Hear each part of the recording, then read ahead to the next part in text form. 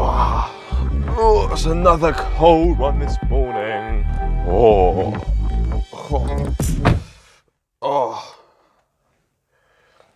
Hello guys, and welcome to part 2. You can barely see what's going on with the lighting. There we are. Hello guys, welcome to part 2.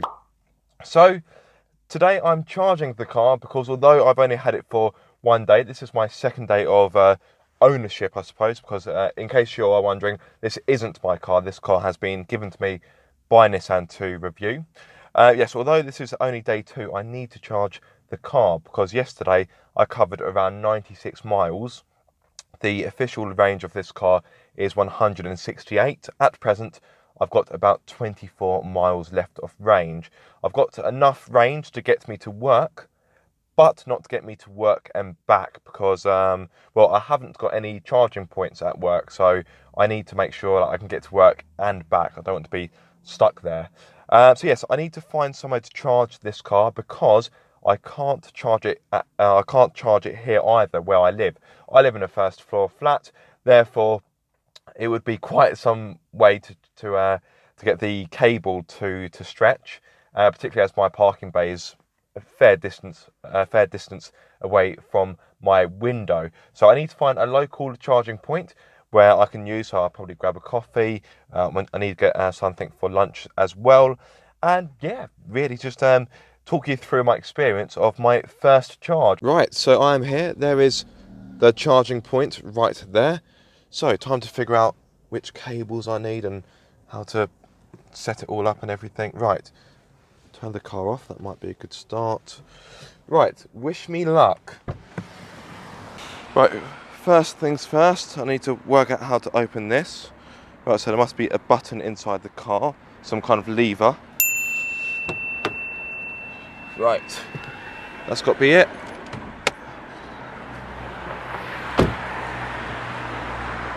Let's lift it up to the bonnet, not what I was after. How hard can it be? Is that it?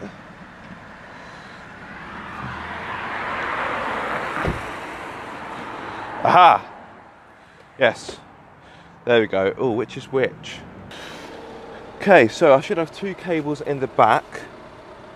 That's for charging at home. Move my crap out the way. Oh, that's really in tight. Jesus almighty. Right. Okay, oh, this looks a bit heavy duty. Pop that down there like so. Right, okay, so I've got a membership card.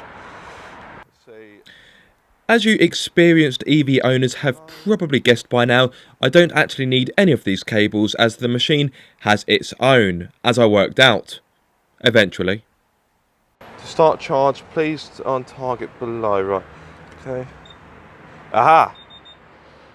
Ah, marvellous, right, card accepted. We are in business. Right, select charging type.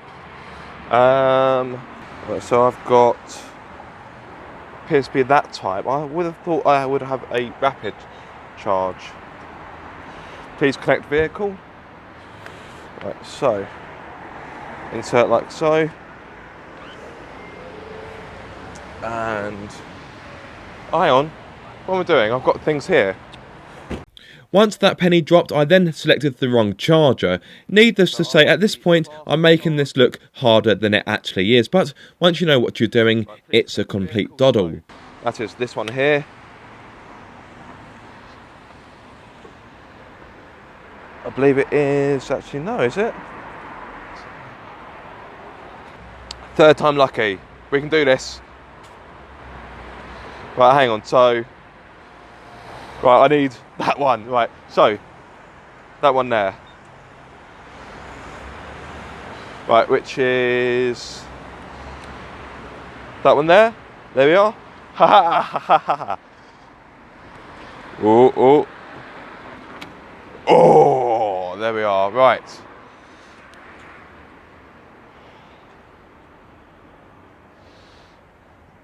We're waiting for the safety check now. Oh, the suspense is killing me. Oh yes, there we go. Right, there we go. So currently at 12%. Tap card on terminal A to end charging session. So I think it's about time I get something for lunch for later, and get myself a nice hot drink because it is freezing today.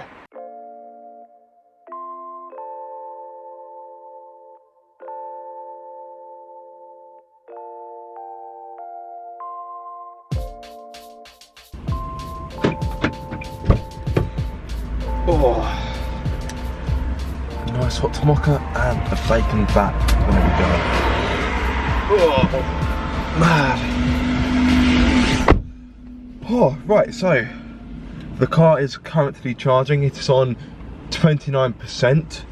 So I want to talk to you a little bit more about running costs of an electric car. Now, I'm not an expert, so I can only really give you a kind of brief summary. An electric car is cheaper to run. That is a very simple way of putting it. So this car, on average, will cost you about 1 or 2p a mile, which is quite significant, really. As I don't mean significant in regards to cost, I mean significant in regards to value.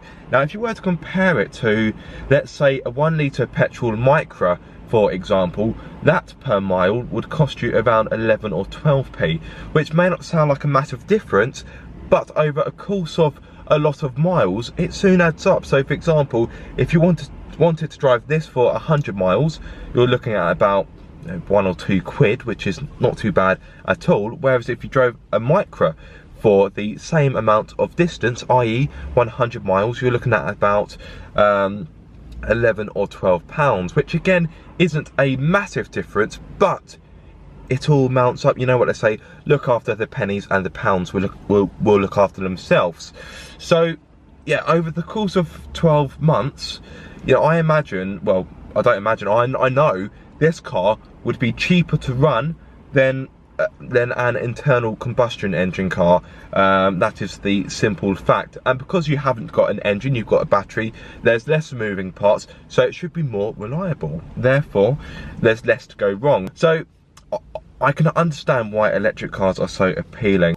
Just to give you an idea on charging times, when using a rapid charger like I am here, the Leaf will go from 0 to 80% in 40 minutes, which gave me the chance to grab some breakfast. Oh, that's heaven in a bun. And catch up on some social media bits and bobs. If you use a fast charger, you can get the car from 0 to 100% in 7.5 hours, but if you use a slow charger, it will take over 20 hours.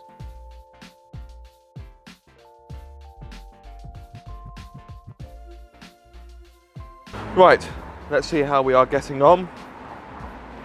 We are at 74% and it has been charging for just over 38 minutes. Now, I haven't quite got enough time to charge it to 100% because I do need to get to work, but that should be more than enough to get me to work and back home. So make it a nice round 75%, why not? Then it's 3/4 full. So just wait for that magic 75%. There we go, boom. Right, so I now need to stop this charging, so I now need to, well, I need to get the key. That might be a good idea. Right, there we are.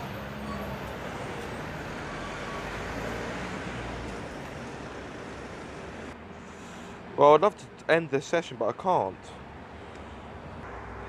Well, it doesn't want to end. I could be here forever. I want it to end. It won't end. No, I need to get to work. No, don't do this.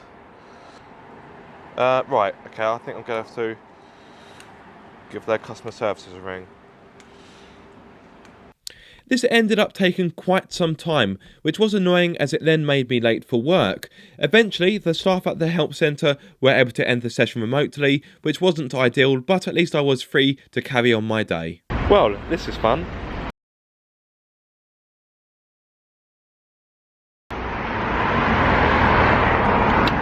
Yep, there we go. I'm able to remove it. Right, quick update before I go because I'm now running late for work, so apologies for my rushed speech. Yep, the car is now charged. It's got 85%. I've got a range of 132 miles, which is pretty good. The key fob, well, not the key fob, but the charge card thingamabob has appeared to have stopped working, or it could be the machine. I won't find out which until the next time I come to charge the car. I might use a different charging point to see whether that fixes the issue. Alright, thank you so much for watching this video. Stay tuned for the next part. Subscribe if you haven't done so already, and if you like this video, give it a massive thumbs up. I shall see you soon, guys. Take care.